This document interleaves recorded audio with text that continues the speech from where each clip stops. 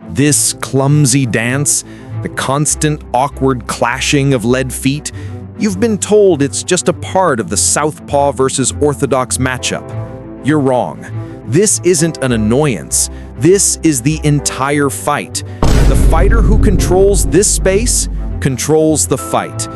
In this video, I'm giving you the 3-step blueprint to win this battle every single time. First, you must understand what you're fighting for. You are fighting for a single piece of real estate that grants you total offensive freedom and defensive safety. When your lead foot is outside theirs, two things happen. 1. Your power hand, your straight left, now has a direct, unblocked power line to their center line. 2.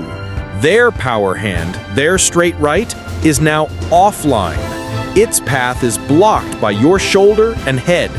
You have a clear shot at them, they have a blocked shot at you. This is checkmate. But how do you take this position, especially when they're trying to do the same to you? You need two primary tools. The pivot is your foundational tool. The drill. Stand in your stance. Imagine your lead foot is stuck to the ground.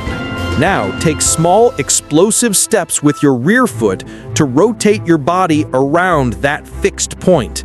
This allows you to create an angle without moving out of position. To take new ground, you must move and punch simultaneously. The drill.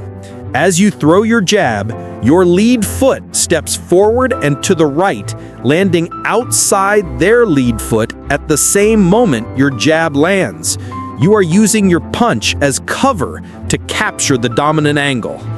If you're ready to master the science of combat, hit that subscribe button. We turn fighters into strategists. You've taken the angle. Your opponent will immediately try to take it back. Now you must control the position. Winning the angle once is a tactic. Keeping it is a strategy. The foot battle is a constant conversation, and you must have the last word. First, you must circle proactively. Always be circling towards their lead hand, to your right.